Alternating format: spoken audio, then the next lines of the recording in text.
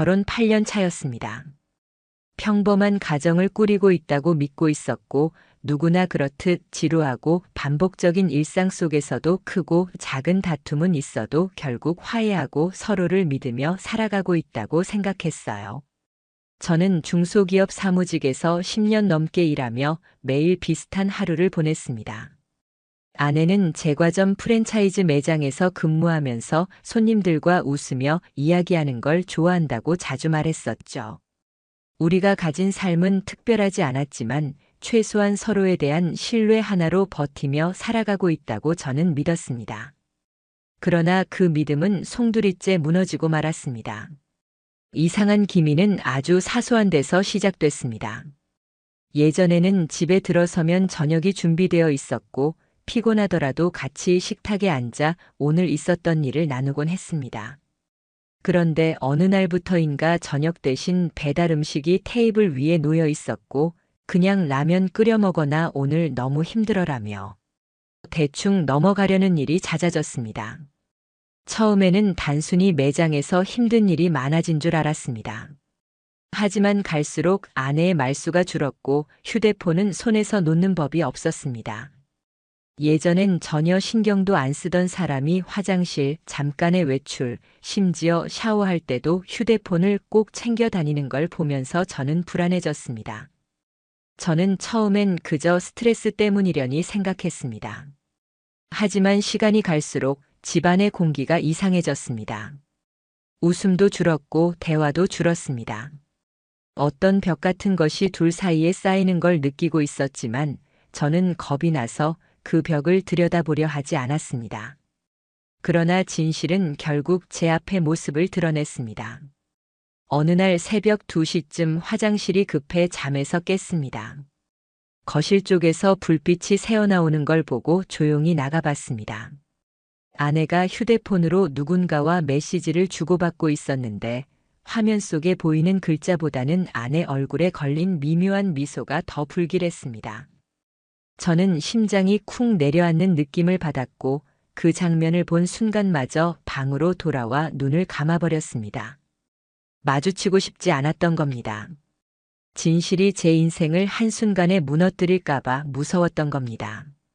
그러나 그날을 기점으로 저는 더 이상 모른 척을 할 수 없었습니다. 아내의 외출 패턴을 유심히 살피기 시작했습니다. 카페 모임이야, 베이킹 수업이야, 동네 친구 만나는 거야. 라며 집을 나서곤 했는데 점점 더 수상한 느낌이 들었습니다. 그래서 저는 고민 끝에 증거를 잡아야겠다고 결심했습니다. 흔히 드라마에서 나오는 GPS 장치나 몰래카메라 같은 불법적인 방법은 위험하다는 걸 알고 있었기에 저는 다른 방법을 택했습니다. 아내의 휴대폰이 잠깐 놓여 있을 때 문자 메시지와 카카오톡 대화 내용을 눈여겨봤습니다. 그리고 아내가 외출할 때 사용하는 신용카드 내역과 스마트워치의 위치 기록을 종합적으로 확인하기 시작했습니다. 카드 이용 내역을 보면 분명히 베이킹 학원 근처가 아닌 이상한 카페나 음식점 이름이 찍혀 있었고 위치 기록은 늘 정체불명의 특정 아파트 단지 근처에서 멈춰 있었습니다. 한 번은 제가 일부러 늦게 퇴근하고 있다고 거짓말한 적이 있었습니다. 아내는 그날 저녁 매장 회의가 있다고 했는데 실제로 카드 내역은 한 고급 음식점에 찍혀 있었고 위치 기록은 그 근처 아파트였습니다. 저는 혹시나 싶어 다음 날 그 음식점에 가봤습니다. 계산 내역에 이름이 찍혀 있었고 카드 마지막 4자리도 아내 것과 일치했습니다. 그때부터 머리가 정말 복잡해지기 시작했습니다. 그러던 어느 날 제가 은밀히 확인한 기록 속에서 믿기 어려운 사실을 발견했습니다. 아내가 머물던 장소가 매번 다른 아파트였던 겁니다. 단 한 사람과의 만남이 아니었습니다. 같은 요일 같은 시간대에 재현되는 패턴은 명백했고 그곳에서 찍힌 사진이나 SNS의 간접 흔적들을 추적하다가 아내가 3명의 다른 남자를 번갈아 만나고 있다는 사실까지 알아냈습니다. 더 충격적인 건 그 남자들의 왼손에 빛나는 반지였습니다.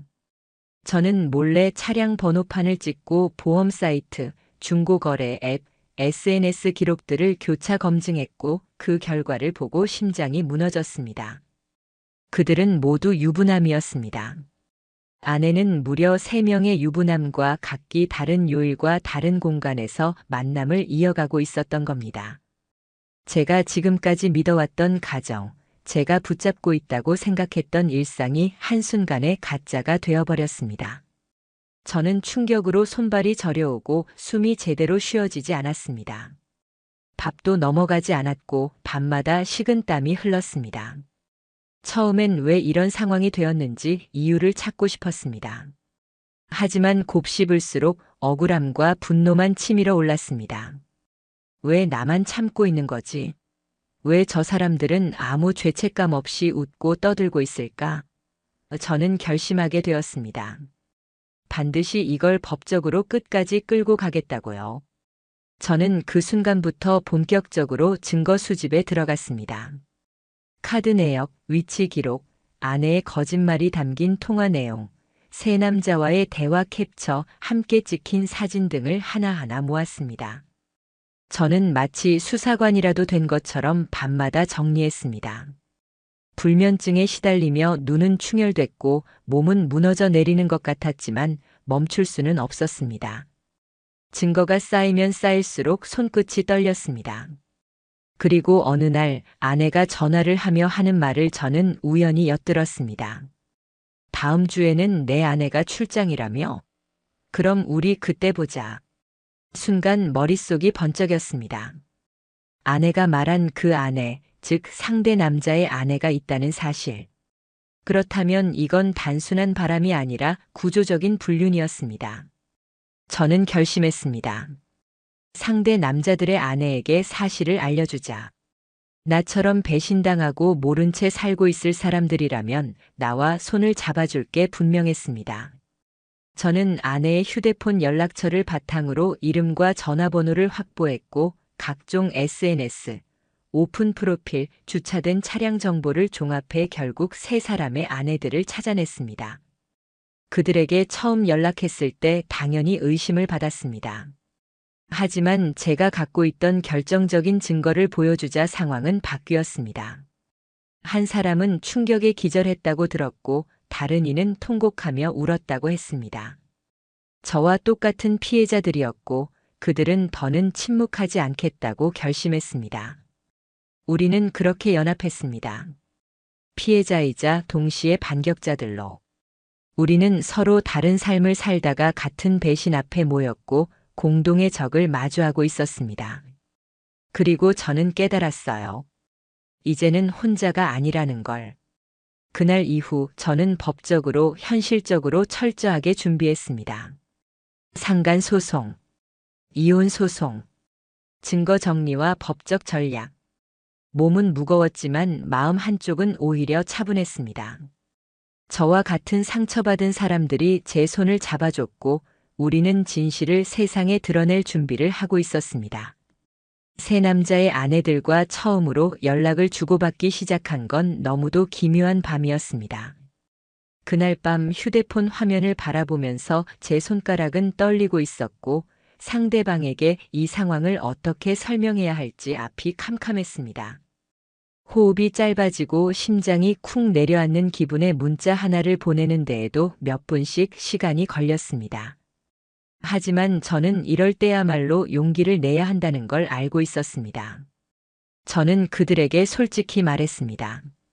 저는 당신 남편과 제 아내가 부적절한 관계에 있다는 확실한 증거를 갖고 있습니다.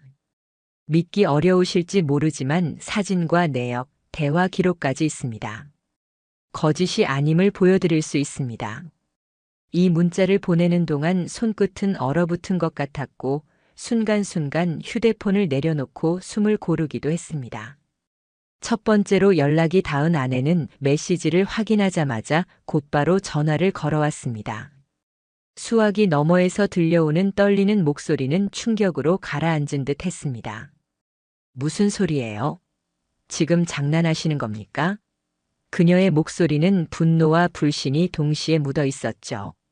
하지만 제가 준비해둔 증거들을 차분히 설명하며 사진 몇 장을 보냈자 잠시 정적이 흐른 뒤 크고 날카로운 절규가 터져 나왔습니다.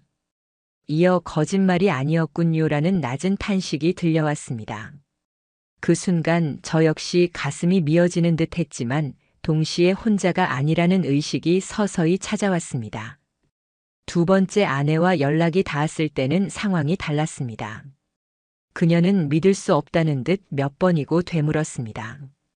우리 남편이 그런 짓을 했다고요? 아니에요. 절대 그럴 리 없어요. 우리 애들한테 얼마나 좋은 아빠인데 그러나 증거 파일을 몇 개 보낸 뒤 전화기 너머에서 흐느끼는 숨소리가 이어졌습니다. 말없이 울고 있는 그녀에게 저는 단 한마디 했습니다. 이런 상황에서 우린 피해자입니다. 이대로 모른 채 한다고 해서 문제는 사라지지 않습니다. 잠시 후 그녀는 차분한 목소리로 말했습니다. 저도 가만히 있지는 않을 겁니다. 세 번째 아내와는 더욱 힘든 과정을 거쳤습니다. 그녀는 오히려 저를 의심했습니다. 지금 제 남편을 협박하는 겁니까? 당신이 무슨 권리로 이런 얘기를 합니까? 처음엔 방어적이었죠. 하지만 대화 캡처와 위치 추적 내역, 구체적인 카드 사용 내역까지 보여주자 그녀는 한숨을 내쉬며 무너져 내렸습니다. 말씀대로라면 제 남편은 이미 가정을 버린 거네요. 그리고 마지막으로 이렇게 덧붙였습니다. 이 사실이 진짜라면 저도 끝까지 싸우겠습니다. 그렇게 저는 3명의 아내들과 연결되었습니다. 각자 다른 집과 상황, 다른 삶을 살고 있었지만 우리는 공통의 상처와 배신을 공유하고 있었습니다. 처음 며칠 동안은 혼란과 분노, 불신이 뒤섞였으나 곧 우리는 서로를 믿기로 했습니다. 그날 밤 4사람은 긴 통화를 이어갔습니다. 나는 말했습니다. 이건 단순한 불륜이 아닙니다. 우리 삶을 전부 무너뜨린 관계를 끝까지 파헤쳐야 합니다. 그래서 저는 공식 절차를 밟으려고 합니다. 그러자 한 아내가 차분히 말했습니다. 우린 이제 더 이상 피해자가 아니에요. 우린 살아남아야 할 사람들입니다. 그리고 그들을 반드시 무너뜨릴 거예요. 그 순간 저는 소름이 돋았습니다. 저는 혼자가 아니었습니다. 우리는 일명 배신자 연합이 된 것이었습니다. 우리는 역할을 나눴습니다. 저는 법적 절차를 준비하고 증거를 정리했습니다.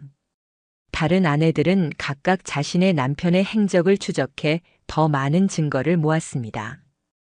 카드 사용 내역, 통화 기록, 출장 일정과 맞지 않는 숙박 내역, 지인들이 목격한 정보까지 하나씩 모았습니다. 세상의 퍼즐 조각처럼 흩어져 있던 것들을 하나로 모으니 그들의 이중 생활이 완벽히 드러났습니다. 그 결과물은 너무도 충격적이었습니다. 월요일에는 첫 번째 남자의 아파트, 수요일에는 두 번째 남자의 회사 근처 호텔, 금요일에는 세 번째 남자의 집에서 불과 몇 블록 떨어진 카페. 그들은 아내라는 존재가 있는데도 아무렇지 않게 이런 만남을 반복했고 그 흔적은 차근차근 쌓여 하나의 거대한 증거군처럼 우리 앞에 놓였습니다. 저는 변호사 사무실을 찾았습니다. 사실 상담을 받으러 들어갔을 때조차 손이 떨려 제대로 서류를 꺼내놓을 수도 없었습니다. 하지만 변호사는 제가 제출한 자료들을 차근차근 검토한 후 고개를 끄덕였습니다. 충분합니다. 혼인 파탄의 명백한 원인이 상대와의 부정행위고 그 상대방들은 유부남이라는 사실까지 드러났습니다. 이 정도 자료라면 남편분께 유리하게 진행될 겁니다. 그 말은 제 인생에서 처음으로 법이 저를 지켜준다는 확신을 심어주었습니다. 저는 곧바로 이혼 소송을 접수했고 동시에 3명의 상간남에 대한 손해배상 소송도 제기했습니다. 세 아내 역시 각각의 변호사와 함께 소송을 준비했습니다. 법적 포위망은 빠르게 좁혀졌습니다. 그러던 어느 날 아내가 달라지기 시작했습니다. 평소에는 퉁명스럽고 냉랭하던 태도가 희한하게 부드러워졌습니다. 갑자기 제게 따뜻한 밥상을 차려주고 다정한 목소리로 말을 걸었으며 심지어는 제가 앉으면 등을 주물러 주겠다고 손을 뻗었습니다. 저는 씁쓸하게 생각했습니다. 뒤늦게 안간힘을 쓰는구나. 아내도 뭔가 이상하다는 걸 느끼고 있었습니다. 하지만 그녀는 제가 이미 어디까지 준비했는지는 몰랐을 겁니다. 저는 그 사실을 알고 있다는 것 자체로 든든했습니다. 일주일쯤 지난 뒤 드디어 사건은 폭발했습니다. 내용 증명 우편이 각 상간남들에게 동시에 전달된 겁니다. 같은 날 같은 시간에 세 사람의 직장과 집에 도착한 서류는 그들의 일상을 단숨에 뒤엎었습니다. 내용에는 불륜 증거, 손해배상 청구, 법적 책임 안내가 적나라하게 기록돼 있었습니다. 그 후 들려온 소식은 충격적이었습니다. 한 상간남은 편지 봉투를 읽자마자 손이 떨려 제대로 서 있을 수 없었다고 하고, 다른 이는 화장실에 숨어 몇 시간 동안 나오지 않았다고 합니다. 그리고 마지막 한 명은 직장에서 쓰러져 응급실로 실려갔다고 들었습니다. 문제는 그 직후에 찾아왔습니다. 아내가 제 책상 서랍 속 문서를 몰래 확인해 버린 겁니다. 그 안에는 상간남 소송 자료, 이혼 준비 서류, 증거 목록까지 가지런히 들어 있었습니다. 아내는 그걸 들고 거실에서 절 노려보며 묻더군요. 당신 지금 뭐 하는 거야? 그녀의 목소리는 당황과 분노가 뒤섞인 톤이었습니다. 반성이 아니라 자신이 통제권을 잃었다는 불안이 가득 묻어 있었습니다. 저는 침착하게 말했습니다. 너 지금도 여전히 내가 이 상황을 조종할 수 있다고 생각하니? 제 눈빛은 흔들리지 않았습니다. 그러자 아내는 울분을 터뜨렸습니다. 잠깐 흔들린 거였어. 그 사람들이랑 진심이었던 거 절대 아니야. 저는 숨이 막히는 듯 했고 목구멍이 타들어가는 듯 했지만 차갑게 말했습니다. 진심이 아니면 3명이나 만났겠어? 그 말은 제가 그동안 쌓아왔던 마지막 연민마저 무너뜨리는 말이었습니다. 결국 아내는 짐을 싸서 본가로 내려갔습니다. 그 길로 그녀 역시 변호사를 선임했습니다. 그리고 저에게 전화를 걸어 말했습니다. 제발 합의하자. 더 복잡하게 이야기 만들지 말고 깔끔하게 이혼만 하자. 그러나 저는 응하지 않았습니다. 왜냐고요? 그렇게 하면 이 모든 더러운 진실이 깨끗한 종이 한 장으로 덮여버릴 테니까요. 저는 절대 그렇게 두고 싶지 않았습니다. 그날 밤 저는 증거 서류를 다시 펼쳐놓고 마음을 다잡았습니다. 그리고 속으로 되뇌었죠. 이 싸움은 이제 시작이다. 나는 결코 물러서지 않을 것이다. 법은 내 편이고 피해자는 바로 나다. 끝까지 가겠다. 아내가 본가로 내려간 뒤에도 그녀는 집요하게 연락을 해왔습니다. 문자, 전화, 카카오톡, 이메일까지 끊임없이 반복되는 메시지는 거의 애원에 가까웠습니다. 그냥 합의 이혼하자. 서로 힘들게 하지 말자. 아이도 없으니까 이렇게까지 복잡하게 끌 의미가 뭐가 있겠어? 그녀의 목소리와 글자 속에는 애써 차분한 척하는 냉기가 서려 있었습니다. 하지만 저는 단 한 번도 답하지 않았습니다. 왜냐하면 저는 이미 모든 절차를 철저하게 준비하고 있었고 다시는 제 마음이 흔들리게 하고 싶지 않았기 때문입니다. 저는 불륜의 순간을 직접 본 것도 아닌데 증거 하나하나를 모아보니 눈으로 목격한 것보다 더 참혹했습니다. 카드 내역, 위치 기록, 선물 영수증, 대화 캡처 사진. 제가 정리한 파일은 두꺼운 서류철 몇 권이 되었고 이만큼의 증거가 있으면 법정에서도 뒤집을 수 없을 거라 변호사는 장담했습니다. 3명의 상간남에 대한 손해배상 소송은 이미 접수돼 있었고 동시에 아내와의 이혼 소송도 진행 중이었습니다. 제 머릿속은 이미 끝까지 간다라는 한마디로만 가득 차 있었습니다. 하지만 반대편의 움직임도 만만치 않았습니다. 3명의 상간남은 각자 자신을 방어하기 시작했습니다. 첫 번째 남자는 변호사를 통해 우발적인 일탈, 순간적인 실수라고 주장했고, 두 번째 남자는 이미 아내와 불화가 심했고 관계가 오래전부터 소원했다라며 책임을 줄이려 애썼습니다. 가장 황당한 건 세 번째 남자였습니다. 그는 뻔뻔하게도 아내가 먼저 유혹했다고 주장했습니다. 심지어 자신이 피해자라는 듯 말하더군요. 그 말이 제 귀에 닿았을 때 분노로 손이 떨려 주먹이 움켜쥐어졌습니다. 하지만 다행히도 그들의 말은 준비한 증거들 앞에서는 무용지물이었습니다. 그들은 메시지를 지운 줄 알았지만 일부는 그대로 남아 있었고 클라우드에서 복구된 흔적까지 확보해 두었습니다. 그 안에는 아내가 분명히 먼저 전화를 걸고 먼저 만나자고 하고 먼저 보고 싶어 죽겠다는 메시지를 보낸 기록이 있었습니다. 제가 그 메시지를 하나하나 읽어나갈 때마다 손끝이 얼어붙은 듯 차갑게 굳어갔습니다. 그러나 아이러니하게도 그것이야말로 그들의 거짓을 부수는 칼이 되어 주었습니다. 한편 아내는 자신을 피해자인 척 포장하기 시작했습니다.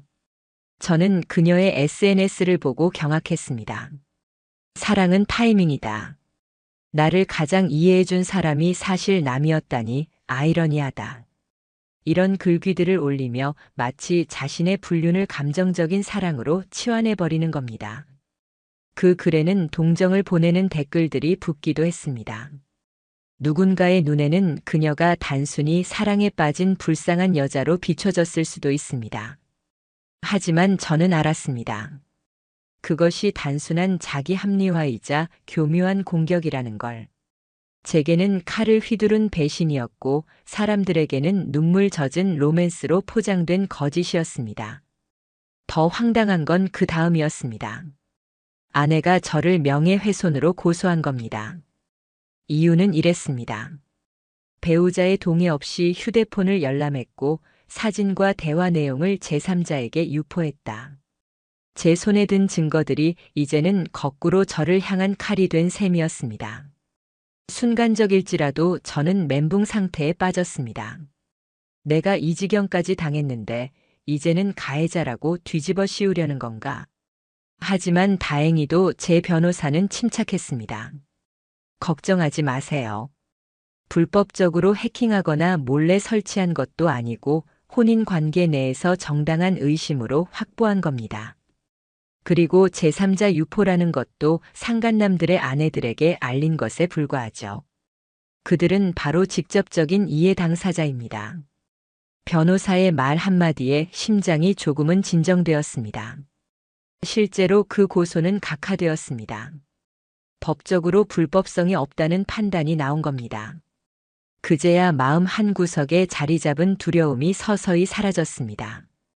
그러나 사건은 여기서 끝나지 않았습니다. 이미 온라인 커뮤니티와 지역 언론에 소문이 퍼지기 시작했습니다.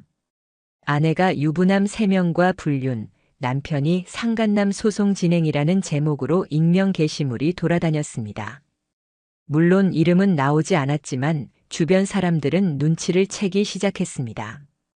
직장의 동료, 가족, 지인들이 은근히 저를 보며 속삭였고 어떤 친척은 대놓고 묻기도 했습니다. 그거 혹시 너네 얘기 아니야? 이 소문은 아내에게 2번째 지옥이 되었습니다. 아내는 결국 저에게 전화를 해 애원하기 시작했습니다. 이런 소문까지 나면 난 정말 끝장이야. 제발 멈춰줘.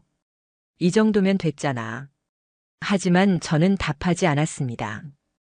가슴 한쪽이 흔들렸지만 스스로 마음을 다잡았어요. 나는 피해자다. 이건 정의다. 멈추는 순간 다시는 기회가 없다. 저는 흔들리지 않았습니다. 한편 상간남들의 집안에도 지옥이 찾아왔습니다. 첫 번째 남자의 아내는 이미 별거에 들어갔고 3명의 자녀에 대한 양육권과 친권을 전부 요구하며 강력한 태도를 보였습니다. 회사에서도 성추문에 연루된 직원이라는 낙인이 찍혔습니다. 결국 그는 스스로 사표를 냈다는 얘기를 들었습니다. 2번째 남자는 집에서 쫓겨나 지인의 원룸이나 차에서 생활한다는 소문이 돌았고 결국 직장에서도 더 이상 못 버티고 퇴직하려 한다는 말이 들려왔습니다. 3번째 남자는 억울하다며 발버둥 쳤지만 그의 아내는 강경했습니다. 마침내 가정은 파탄났고 그는 양육권도 재산도 잃었습니다. 저는 그들의 소식을 들으며 묘하게 씁쓸한 웃음을 지었습니다. 그들이 괴로워하는 걸 보며 사이다 같은 통쾌함보다는 허망함이 더 크게 몰려왔습니다. 하지만 동시에 확실히 느꼈습니다. 적어도 정의는 천천히라도 작동하고 있다는 사실을요. 그 과정에서 저는 제 삶을 하나하나 회복해 나가기 시작했습니다. 재산 분할 협상을 진행했고 다행히 집은 전적으로 제 명의라 지킬 수 있었습니다. 예금 통장은 법에 따라 반반으로 나눴고 아내의 불륜이라는 혼인 파탄 책임이 명백했기 때문에 위자료는 제가 요구한 전액이 인정되었습니다. 그녀는 마지막으로 저에게 부탁했습니다. 부모님께만은 말하지 말아줘. 엄마 아빠까지 알면 난 정말 못 살아. 하지만 그때 저는 씁쓸하게 웃을 수밖에 없었습니다. 그녀의 부모님은 이미 소식을 들었고 오히려 저의 어머니가 제게 이렇게 말했으니까요. 말로 위로할 순 없지만 내가 잘못한 게 아니라는 것만 잊지 마라. 저를 향해 조용히 등을 토닥이는 어머니의 손길에서 저는 눈물이 쏟아지려는 걸 겨우 참아냈습니다. 아내는 끝났습니다. 아니, 그녀의 삶 그 자체가 무너지는 건 이제부터 시작이었습니다. 저는 발걸음을 멈추지 않았습니다. 왜냐하면 정의는 아직 끝까지 이루어지지 않았으니까요.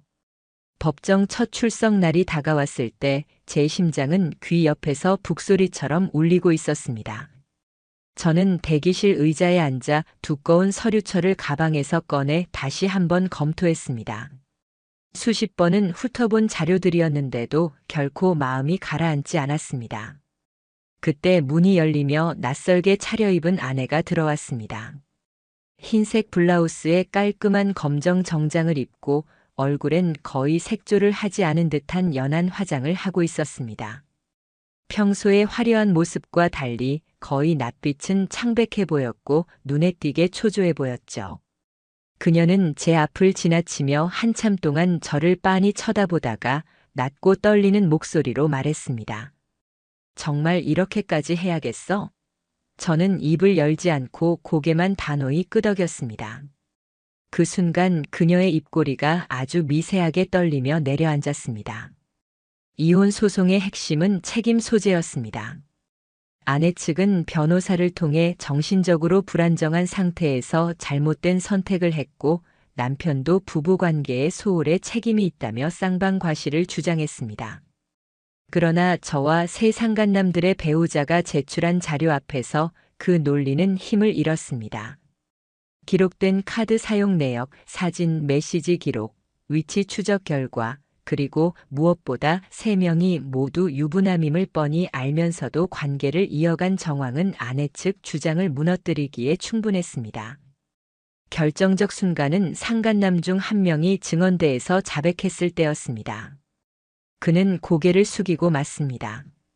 저도 유부남임을 알면서 관계를 이어갔습니다. 감정적으로 휘말렸고 잘못했습니다. 라며 사실을 인정했습니다. 방청석은 수군거림으로 가득 찼고 제 손끝은 차갑게 식어갔습니다. 판사의 표정은 무표정했지만 그의 자백은 돌이킬 수 없는 결정타였습니다. 재판부는 판결에서 이렇게 말했습니다. 혼인 파탄의 명백한 책임은 피고인 아내에게 있습니다. 원고 남편이 입은 정신적 피해는 크다고 판단되며 피고는 위자료 5천만 원을 지급하십시오. 또한 상간남 3명은 각각 원고에게 2천만 원씩 배상할 것을 명령합니다. 저는 그 순간 숨을 크게 들이켰습니다. 이것이 정의인가 복수인가 알 수 없었지만 최소한 저의 억울함이 법적으로 인정받는 순간이라는 사실은 분명했습니다. 오랫동안 지고만 살았던 무게가 조금은 내려가는 느낌이었습니다. 법정에서 바라본 상간남들의 얼굴은 제각기 달랐습니다. 한 명은 얼굴이 낯빛으로 질려 있었고 또 한 명은 손수건으로 이마에 땀을 닦으며 고개를 숙이고만 있었습니다. 마지막 한 명은 끝까지 저를 노려보다가 이걸로 당신이 행복하면 좋겠습니다. 라고 했습니다. 저는 차갑게 미소 지으며 대답했습니다. 행복하지 않습니다. 하지만 정의는 지켰습니다. 그 말에 그의 어깨가 툭 떨어지듯 무너져 내렸습니다. 재판의 결과는 곧 현실로 다가왔습니다. 첫 번째 상간남은 결국 아내와의 이혼이 확정되었고 가장 노릇을 하지 못했다는 이유로 회사에서 곧바로 사직 압박을 받아 퇴직했다고 들었습니다. 두 번째 상간남은 직장에서의 추락이 빠르게 진행되었습니다. 회사 차원에서 이미지 때문에 그를 두고 볼 수 없었고 명예퇴직이라는 이름으로 내몰렸습니다. 세 번째 상간남은 끝까지 억울하다 주장하며 버텼지만 그의 아내는 이미 변호사와 함께 단호하게 이혼 소송을 진행 중이었고 결국 그는 모든 신뢰를 잃었습니다. 그리고 제 아내, 이제는 전 아내라고 불러야겠죠. 그녀는 판결 이후 급격히 나락으로 빠져들었습니다. 위자료와 변호사 비용을 감당할 방법이 없어 자동차를 팔고 다니던 직장에서도 눈치를 보며 퇴사했습니다. 결국 이사까지 해서 작은 원룸으로 옮겼다고 들었습니다. 어느 날 저에게 문자를 보냈습니다. 진심으로 미안하다. 나 벌 받을게. 이제 그만 멈춰줘. 그 문자를 보고도 제 분노는 가라앉지 않았습니다. 지금 와서 벌을 받겠다고. 그 순간 내가 무너져가고 있을 때 내가 웃으며 메시지를 보내던 모습이 생각 안 나. 제 마음속 울분은 쉽게 가라앉지 않았습니다. 심지어 그녀의 가족들까지 저를 찾아와 부탁했습니다. 우리 딸이 잘못한 건 맞습니다. 하지만 인생을 이렇게까지 망가뜨리려 하시는 건 너무 가혹하지 않습니까? 저는 냉정하게 말했습니다. 저는 법이 정한 절차만 밟았을 뿐입니다. 제가 받은 고통은 당신들이 상상도 못할 겁니다. 그녀가 한 행동은 단순한 실수가 아니라 저의 인생 전체를 무너뜨린 배신이었어요. 말하는 순간 제 목소리는 떨렸지만 동정 따위는 없었습니다. 저는 여기서 멈추지 않았습니다. 상간남들에게 따로 내용 증명을 보냈습니다. 공식적인 사과문을 작성해 제출하지 않으면 언론과 인터뷰를 검토하겠다고도 밝혔습니다. 물론 실명을 직접 공개하는 것은 불가능했지만 그 경고는 충분히 무게가 있었습니다. 며칠 뒤 제 우편함에는 두툼한 봉투 3개가 차례로 들어왔습니다. 손이 떨리며 한 통씩 열어보았습니다. 첫 번째 사과문. 저의 경솔한 행동으로 가정을 파괴했습니다. 반성하고 있습니다. 피해를 입은 분들께 진심으로 사과드립니다. 평생 죄책감을 안고 살겠습니다. 두 번째 사과문. 가정을 가진 사람으로서 절대 해서는 안 될 행동을 했습니다. 제 욕심으로 인해 많은 사람들에게 상처를 줬습니다. 변명하지 않고 사죄드립니다. 세 번째 사과문. 제 잘못을 부인할 길이 없습니다. 저는 죄인입니다. 제가 뿌린 대가를 받겠습니다. 이 사과가 아무 의미 없다 해도 기록으로 남기고 싶습니다. 그 종이들을 손에 들었을 때 눈앞이 흐려지고 손끝이 떨렸습니다. 저는 비로소 깨달았습니다. 복수는 상대를 박살내는 것만이 목적이 아니라 잃어버린 제 자존심과 제 존재를 확인하는 과정이라는 걸요. 그 순간 저는 마음 깊숙한 곳에서 묘한 자유를 느꼈습니다. 상처가 완전히 치유된 건 아니지만 최소한 상처 위에 정이라는 붕대를 감을 수 있게 된 겁니다. 그 붕대는 피 대신 제 자존심을 지켜주었고 이제는 제가 당당히 서 있을 무대가 있다는 사실을 알게 해주었습니다. 아직 남은 과정이 있었습니다. 소송은 마무리됐지만 저는 끝내 그들에게서 배운 한 가지를 잊지 않으려 했습니다. 배신한 자들이 무너지는 걸 보면서도 저는 결코 웃지 않았습니다. 그건 단순히 쓰디쓴 현실이었으니까요. 오히려 스스로 다짐했습니다. 나는 다시 시작할 수 있다. 다시는 이런 배신을 허용하지 않겠다. 그 모든 소송 절차가 끝나고 법원에서 마지막 판결문을 손에 쥐었던 날, 저는 한참 동안 아무 말도 하지 못한 채 판결문만 들여다보고 있었습니다. 흰 종이 위에 인쇄된 판사의 글귀들이 칼처럼 제 마음을 파고들었고 손끝이 떨릴 정도로 무게감이 있었습니다. 사실상 저는 완전히 이겼습니다. 이혼 소송에서도 상간남 소송에서도 위자료와 손해배상 모두에서 그리고 법적으로나 사회적으로도 상대들이 저에게 저질렀던 배신이 명백하게 드러난 순간이었죠. 하지만 그날 밤 집에 돌아와 침대에 누워 천장을 올려다보았을 때 저는 웃지 않았습니다.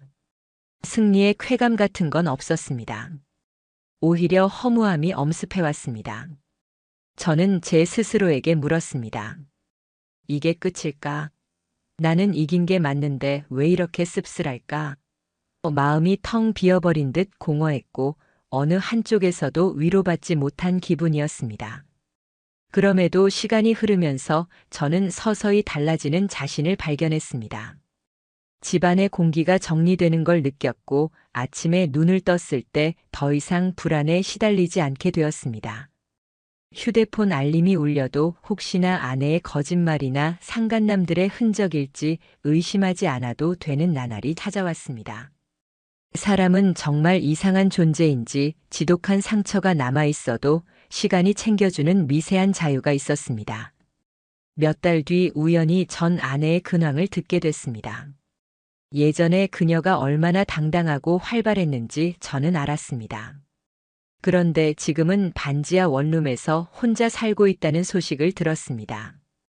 SUV 차량을 중고로 팔았고 예전 친구들조차 거의 연락을 끊었다더군요. 처음 듣고는 드디어 대가를 치르며 살고 있구나라는 생각이 들었지만 이내 묘한 허무함이 다시 밀려왔습니다. 더 충격이었던 건 전 아내가 여전히 자신의 잘못을 정확히 인정하지 않고 있다는 점이었습니다. 주변 사람들에게 원래 결혼 생활이 행복하지 않았고 남편이 나를 이해해주지 않았다. 그래서 조금 흔들린 것일 뿐이다라고 호소하며 책임을 희석시키려 했습니다. 마치 본인이 상황의 피해자라도 되는 듯 이야기를 왜곡한 것이었습니다. 저는 그 말을 전해 듣고 웃음조차 나오지 않았습니다. 그녀는 끝까지 자기 잘못을 직시하지 못한 겁니다. 상간남들의 근황 역시 들려왔습니다. 첫 번째 남자는 회사에서 결국 징계를 받았습니다. 결혼 생활은 완전히 무너졌고 부인은 아이들과 함께 아예 해외로 이주했습니다. 그는 지방지사로 좌천돼 원룸에서 혼자 산다고 했습니다. 그리고 늘 술에 의지하며 직장 동료들과도 완전히 단절된 삶을 살고 있다고 들렸습니다. 두 번째 남자는 명예퇴직을 당하듯 회사를 떠난 뒤 우울증 치료를 받고 있다는 소식이 들렸습니다. 숱한 심리 상담을 받았지만 가족이 떠나버린 그 공허함을 채울 길이 없었던 모양입니다. 그가 SNS에 남긴 글귀를 누군가 캡처해서 제게 보여주었습니다. 한순간의 욕심이 내 인생을 송두리째 바꾸어 버렸다. 그 글을 본 순간 저는 아이러니하게도 통쾌함보다는 씁쓸한 연민이 먼저 다가왔습니다. 세 번째 남자는 사과문을 가장 진지하게 썼던 인물이었습니다. 그는 다른 이들보다 자신의 잘못을 비교적 분명하게 인정했었습니다. 그러나 그것으로도 가족은 지키지 못했습니다. 그의 아내는 단호했고 결국 그도 양육권과 집, 그리고 사회적 신뢰를 잃었습니다. 그는 최소한 후회하고 반성하는 태도를 보였지만 현실은 그에게 전혀 관대하지 않았습니다. 이 세 사람의 공통점은 단 하나였습니다. 누구도 자신을 끝내 철저히 책임지려 하지 않았다는 것. 늘 주변 탓을 했고 저를 향해선 운이 나쁘게 잔인한 상대를 만났다라는 식으로 말했습니다. 괜히 저 남편한테 걸려서 이렇게 된 거야. 그 말을 들었을 때 저는 다시 한번 확신했습니다. 이건 단순히 불륜 사건이 아니었다는 것을. 이들은 사람을 사람으로 보지 않았고 가정을 무너뜨리는 파괴를 하면서도 죄책감조차 없는 자들이었습니다. 그들을 덮친 건 제 분노가 아니라 정의의 절차였고 그 정의는 결국 그들에게 고통이었습니다. 반대로 저에게는 무너진 마음을 일으켜 세우는 유일한 방법이었습니다. 그 후 저는 조용히 제 삶을 재정비하기 시작했습니다. 작은 집을 새로 얻었고 회사 생활에 다시 몰입했습니다. 도망치듯 보냈던 시간에서 이제는 하루 일과를 차분히 누릴 줄 알게 되었습니다. 다시는 같은 실수를 반복하지 않겠다고 다짐했습니다. 또한 누군가와 새로운 관계를 맺게 될 때 이제는 상대방을 맹목적으로 믿지 않고 서로를 존중하며 관계를 세워야 한다는 걸 뼈저리게 배웠습니다. 가끔은 남은 미련이 불쑥 찾아오기도 했습니다. 그때 내가 좀 더 빨리 알았더라면, 조금 일찍 대처했더라면, 그러나 이제 그런 질문에는 굳이 답을 찾으려 하지 않습니다. 그건 역시 제가 안고 가야 할 몫이니까요. 사랑은 달콤했지만 그 달콤함보다 배신의 상처가 훨씬 깊게 남습니다. 하지만 그럼에도 불구하고 오늘 제가 존재한다는 것은 그 모든 과정을 견뎌냈다는 증거입니다. 저는 언젠가 제 아이에게 혹은 가까운 후배에게 이런 말을 남길 겁니다. 나는 도망가지 않았다. 끝까지 싸웠고 책임을 물었고 정의를 지켰다. 그 한마디는 제 존재의 증거이자 스스로를 지탱하는 힘입니다. 이 이야기를 지금 보고 듣는 분들 중 어떤 이는 비슷한 상처를 겪고 있을지도 모릅니다. 그렇다면 꼭 말씀드리고 싶습니다. 당신은 잘못한 게 없습니다. 잘못은 결코 당신이 아닙니다. 당신은 믿음을 지켰고 신뢰를 존중했을 뿐입니다. 잘못은 그 믿음을 짓밟은 자들에게 있는 겁니다. 그리고 시간이 걸리더라도 절대 잊지 마십시오. 배신한 사람은 결국 무너집니다. 배신당한 이들은 무너지지 않습니다.